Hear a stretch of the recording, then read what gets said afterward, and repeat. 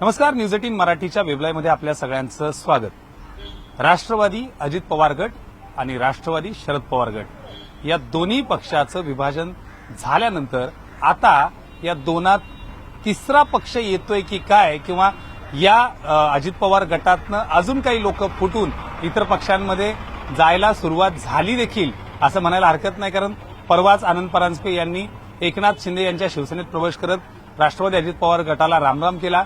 आणि हे सगळं घडत असताना, हे सगळं होत असताना राष्ट्रवादी अजित पवार गटाच्या राष्ट्रीय कार्यकारिणीमध्ये म्हणजेच सत्ताधारी पक्षात सामील असणाऱ्या उपमुख्यमंत्री सुनेत्रा पवार यांच्या नेतृत्वात असणाऱ्या राष्ट्रवादी पक्षातनं जी कार्यकारिणी जाहीर झाली त्यामधून थेटपणे सुनील तटकरे आणि प्रफुल्ल पटेल यांना नेमकं काय पद आहे, यांच्यावर नेमकी काय जबाबदारी आहे, या गोष्टी अजून स्पष्ट होत नसताना या सगळ्यामध्ये हा प्रचंड गोंधळ सुरू असताना एकीकडे सुनील तटकरे जे मागच्या 3 वर्षात एकदाही शरद पवार यांच्या भेटीला गेले नव्हते, ते मात्र अगदी परवा ज्यावेळेस पत्रातली तात्पुरती चूक जरी सुनेत्रा पवार त्याला म्हणत असल्या तरी ह्या चुकेनंतर सुनील तटकरे हे शरद पवार यांच्या भेटीला सिल्वर ओकला गेले होते.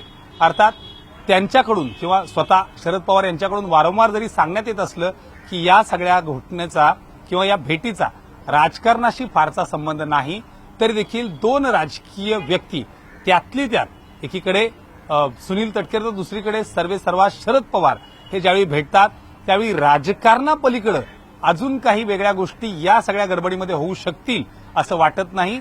आणि त्यामुळं जरी राजकीय चर्चा समोर आली नसली तरी राजकीय चर्चा झाली हे मात्र निश्चित मानलं जाते. आणि या सगळ्या दरम्यान त्याच वेळी राष्ट्रवादी अजित पवार गटाच्या अर्थकारणाचा, म्हणजे मी पक्षाच्या अर्थकारणाबद्दल बोलतोय, की ट्रेजरी असेल, खजिनदार पद जे आहे ते देखील आता पवार कुटुंबियांकडे आले. म्हणजेच स्वतः सुनेत्रा पवार या मुख्य नेत्या असल्या तरी जय पवार आणि पार्थ पवार, म्हणजे जय पवार यांची तर अगदी खजिनादार म्हणूनच त्यांची निवड झालेली आहे. त्यामुळं राष्ट्रवादी पक्षामध्ये कोणत्याही पद्धतीचा अधिकृत खर्च करायचा असेल तर या तिघांपैकी एकाची किंवा कदाचित काही वेळी तिघांची देखील स्वाक्षरी लागेल, जी यापूर्वी मग ती सुनील तटकरे यांच्या नावानं चालायची, प्रफुल्ल पटेल त्यामध्ये होते, अजून काही लोक होती. मात्र या सगळ्यांकडून ते अधिकार काढून घेत आता मात्र ते सर्व अधिकार जे आहेत ते पवार कुटुंबीय, अजित पवार कुटुंबियांकडे एकवटलेले आहेत. आणि त्यामध्ये सुनेत्रा पवार उपमुख्यमंत्री आहेत तर दुसऱ्या बाजूला पार्थ पवार आणि जय पवार यांच्या हातात ही महत्वाची गोष्ट आली आहे.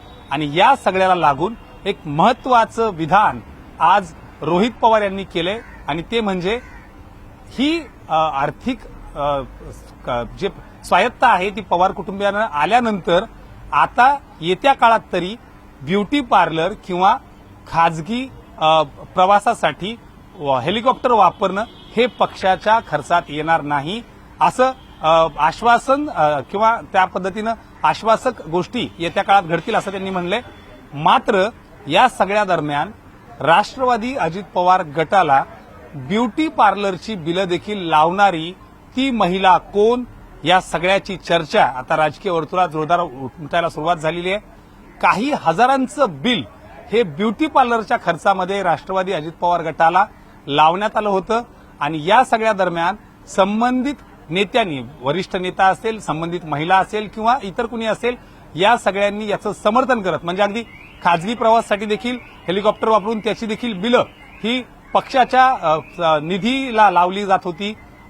इथल्या हॉटेल्सची काही बिलं जी आहेत, मुंबईत आपली स्वतःची प्रॉपर्टी असताना, मुंबईत राहण्याची इतर सगळी व्यवस्था असताना, मुंबईत स्वतःचं अस्तित्व असताना देखील मुंबईतल्याच हॉटेलवर हजारो किंवा लाखो रुपयांचा जो खर्च केला गेला तो देखील पक्षनिधींच्या खर्चामध्ये लावण्यात आला होता. पण या सगळ्या दरम्यान ब्युटी पार्लरचा खर्च आता यापुढे येणार नाही. म्हणजेच यापूर्वी ब्युटी पार्लरची बिलं ही अजित पवारांच्या पक्षनिधीमध्ये दाखवण्यात आली होती. आणि यामुळे अजित पवार यांनी आपली नाराजी जी आहे ती व्यक्त देखील केली होती. संबंधित नेत्यांकडे, संबंधित व्यक्तींकडे ही नाराजी देखील व्यक्त केली होती. मात्र येत्या काळात तरी देखील त्यामध्ये फारसा बदल झाला नव्हता. आता मात्र पवार कुटुंबियांकडेच तिजोरीची चावी आल्यानंतर येत्या काळात असा खर्च होणार नाही असं देखील सूचक विधान रोहित पवारांनी केलं असलं तरी देखील या सगळ्या दरम्यान एक रेकॉर्डिंग याची देखील जोरदार चर्चा होतीये. आणि ती रेकॉर्डिंग म्हणजेच अजित पवारच्या बाबतीत राष्ट्रवादीचे वरिष्ठ नेते, अजित पवार गटातलीच वरिष्ठ नेते कुठल्या पद्धतीनं आणि कशा भाषेत हे बोलत आहेत, अजित पवार यांचा सन्मान न राखता त्यांच्याबद्दल खाजगीत बोलत असताना किंवा त्यांच्या पाठीमागे बोलत असताना त्यांच्या बाबतीत नेमकी काय चर्चा व्हायची या बाबतीतल्या रेकॉर्डिंग ज्या आहेत त्या अजित पवार यांच्यापर्यंत कधी पोहोचल्या नव्हत्या. मात्र अजित पवार यांच्या निधनानंतर आता मात्र त्या रेकॉर्डिंग ज्या आहेत त्या सुनेत्रा पवार, पार्थ पवार आणि जय पवार यांच्यापर्यंत पोहोचल्यात असं मात्र या संपूर्ण प्रकरणानंतर कळते. सर्वात महत्वाचं म्हणजे ज्यावेळी राष्ट्रीय कार्यकारिणी जाहीर झाली, राष्ट्रीय कार्यकारिणीचं पत्र आल्यानंतर त्यामध्ये कोणाला संधी, कोणाला गाळलं, कोणाच्या पदापुढे नाव दिलं नाही किंवा त्यांच्यावर जबाबदारी दिली नाही याची जेव्हा चर्चा सुरू झाली त्यापूर्वीच या रेकॉर्डिंग सुनेत्रा पवार यांनी ऐकल्या होत्या आणि कदाचित या रेकॉर्डिंग ऐकल्यानंतरच राष्ट्रीय कार्यकारिणीमध्ये अचानक झालेले बदल, ज्याची आता त्या बदलाची जोरदार चर्चा ही राष्ट्रवादी नाही तर संपूर्ण राज्याच्या राजकारणात जोरदार होताना दिसते आणि त्यामुळेच मग खाजगी प्रवासासाठी हेलिकॉप्टर्सची बिलं लावणं असेल, ब्युटी पार्लरचा खर्च लावणं असेल, इतर खाजगी गोष्टी खर्च केल्यानंतर देखील पक्षनिधी लावण्यात असेल आणि त्यानंतर एवढं करून देखील जर काही कुणी बोललंच तर त्याच अजित पवारांच्या बाबतीत खाजगीत होणारी चर्चा ही नेमकी कशी होते हे देखील पाहणं महत्वाचं असणार आहे. मात्र एकंदरीत जर बघितलं त्या संपूर्ण प्रकरणात आता कार्यकारिणीचा प्रवास बघितला तर मात्र आता अजित पवार गटामध्ये सुरू असणारा अंतर्गत संघर्ष, यामध्ये मित्रपक्ष नेमकं काय करतायत याबाबतीत देखील रोहित पवार यांनी सांगितलंय की भाजपकडून आता सध्या जी गोष्ट आहे ती फक्त सध्या बघितलं जाईल आणि वेळीच संधी साधली जाईल.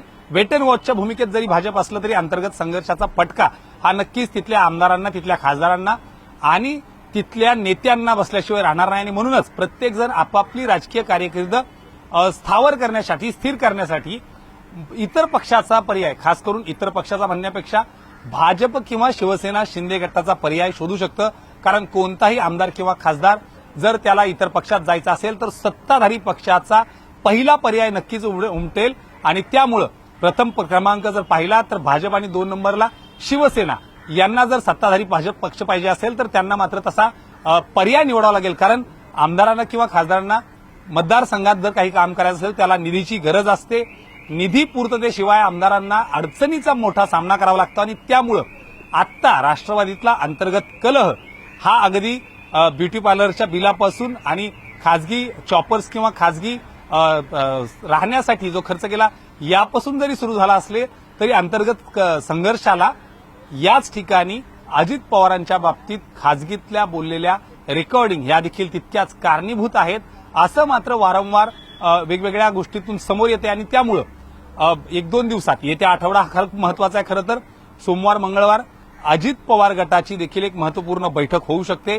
यापूर्वीच 20 तारखेला शरद पवार यांनी आपल्या सर्व आमदार, खासदार आणि नेत्यांची बैठक बोलावलेली आहे.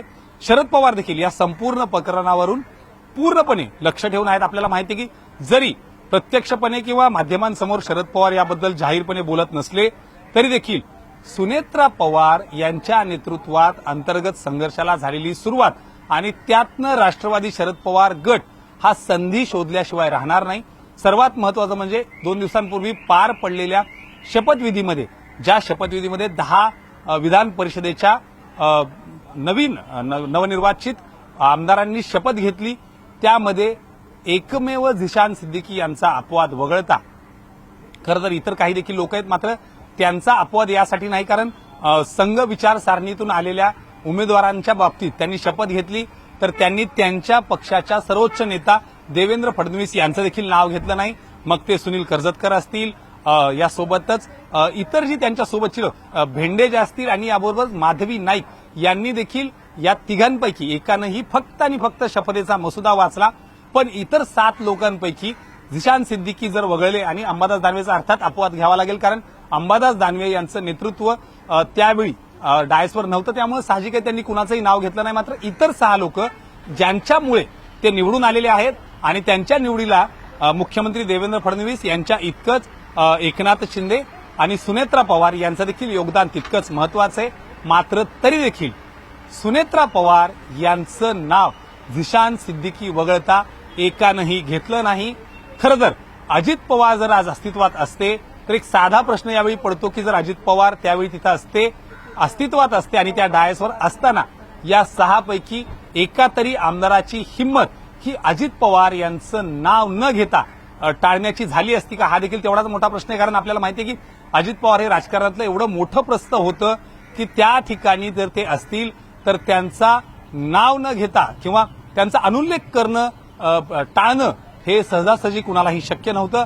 अपवादात्मक परिस्थितीमध्ये चुकून कुणी जरी केलं असतं स्वाभाविक होतं. मात्र 6 आमदार ज्यांनी शपथ घेतली, इतर 3 आमदारांचा अपवाद जर बघितला आणि एक दिशांत सिद्दीकी जे की राष्ट्रवादीचेच उमेदवार होते, त्यामुळे त्यांनी स्वाभाविक सुनेत्रा पवार यांचं नाव घेतलं खरं. मात्र इतरांच्या बाबतीत सुनेत्रा पवार उपमुख्यमंत्री असताना व्यासपीठावर उपस्थित असताना देखील त्यांनी देवेंद्र फडणवीस असतील किंवा एकनाथ शिंदे असतील यांचं जसं नाव घेतलं तसं मात्र सुनेत्रा पवार यांचं एकदाही नाव घेतलं नाही. याचाच अर्थ राष्ट्रवादी किंवा संपूर्ण सभागृहापासून ते राजकारणापर्यंत आणि कार्यकर्त्यांपर्यंत आणि अंतर्गत मतभेद असणाऱ्या राष्ट्रवादीमध्ये कुठेतरी सिंबॉलिक पॉलिटिक्स मधला हा संदेश जातोय की काय, की सुनेत्रा पवार यांचं नेतृत्व त्यांच्याच पक्षातील अनेक लोकांना मान्य नाही की काय. आणि याचेच पडसाद मग सुनील तटकरे असतील, प्रफुल्ल पटेल असतील, या दोघही नेत्यांनी शरद पवार यांची भेट घेणं असेल. खरं तर प्रफुल्ल तटकरे यांनी शरद पवार यांची भेट घेणं यामध्ये फारसं गैर वाटत नाही. कारण यापूर्वी देखील अनेकदा राष्ट्रवादी 2 गट झाल्यानंतर देखील प्रफुल्ल पटेल हे अनेकदा पवारांच्या भेटीला गेले होते. मग ते संसदेत असेल किंवा मुंबईतल्या सिल्वर ओक या ठिकाणी देखील जाऊन प्रफुल्ल पटेल यांनी अनेकदा भेट घेतली होती. मग छगन भुजबळ असतील, इतर मंत्री असतील, इतर आमदार असतील, जवळपास प्रत्येकानं पवार कुटुंबियांचा अपवाद यासाठी, कारण पवार कुटुंबीय अनेकदा घरगुती कार्यक्रमांमध्ये एकमेकांना भेटले होते. मात्र पवार कुटुंबियांचा अपवाद वगळता जर एकमेव व्यक्ती जर कुणी असेल जे 3 वर्षांमध्ये एकदाही शरद पवार यांना भेटले नव्हते, ते म्हणजे एकमेव सुनील तटकरे, जे की राष्ट्रवादीचे प्रदेशाध्यक्ष आहेत. मात्र तरी देखील कार्यकारिणीमध्ये त्यांच्या पदाचा उल्लेख करण्यात आला नाही. इतकंच नाही तर आर्थिक नाड्या किंवा आर्थिक तिजोरीच्या चाव्या जर त्यांच्या हातात होत्या त्या देखील त्यांच्याकडून काढण्यात आल्यात असं प्रथमदर्शन तरी दिसतंय. त्यामुळं जरी येत्या काळात बैठक झाली तरी देखील त्या बैठकीमध्ये नेमकं काय होतं आणि या सगळ्यासोबतच राष्ट्रवादीतले ज्येष्ठ नेते या सगळ्या संदर्भात काय भूमिका घेतात. खरं तर प्रफुल्ल पटेल, सुनील तटकरे ही 2 बाजू जरी वेगळी धरली तरी इतर नेत्यांच्या बाबतीत देखील यांचं काय नेमकं म्हणणं येतंय. आणि फक्त पवार कुटुंबियांच्याच हाती म्हणजे सुनेत्रा पवार जरी समोर असल्या तरी पार्थ पवार यांच्याच हाती राष्ट्रवादीची संपूर्ण सत्ता येते आणि एकवटली जाते असा जो एक वारंवार चर्चा जी होते त्यावरून इतर नेत्यांमध्ये इन्सिक्युरिटी जी आहे ती येत्या बैठकांमध्ये कशी पार पडते हे देखील पाहावं लागेल. मात्र सध्या राष्ट्रवादीमध्ये सुरू असणाऱ्या संपूर्ण कलगीतुऱ्यामध्ये आता वेट अँड वॉचची भूमिका घेणारी भाजप योग्य वेळी सत्ताधारी मित्रपक्ष म्हणून वेळीच हस्तक्षेप करताय का हे देखील पाहावं लागेल. दुसऱ्या बाजूला एकनाथ शिंदे यांनी राष्ट्रवादीचाच एक माजी खासदार स्वतःच्या गटात आणत आपला मेसेज क्लिअर केलाय की जर कोणी माझ्याकडे यायला तयार असेल तर त्याचं स्वागत आहे. सध्या भाजपने सुरुवात जरी नसली केली तरी येत्या काळात येणाऱ्याचं स्वागत भाजप करणार नाही असं मात्र राजकारणात म्हणणं खूप अडचणीचं ठरेल.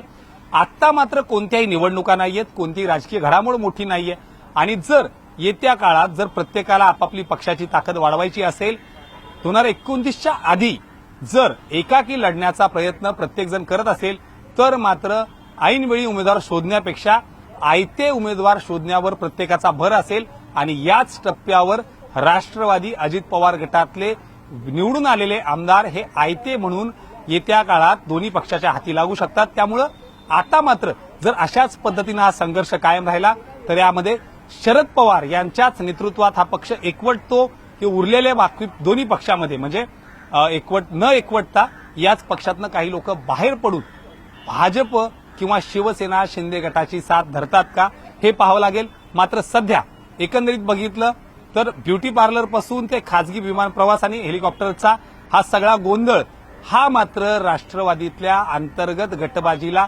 प्रचंड मोठ्या प्रमाणावर खदखद जी आहे त्याला मात्र बाहेर घेऊन आला आणि त्यामुळे याचे नेमके पडसाद कसे उमटतायत हे देखील येत्या आठवड्यामध्ये या बैठकींमधून काय येतं ते देखील पाहणं नक्कीच महत्त्वाचं ठरणार आहे. प्रवीण सर, राहुल झोरी, न्यूज 18 मराठी, मुंबई.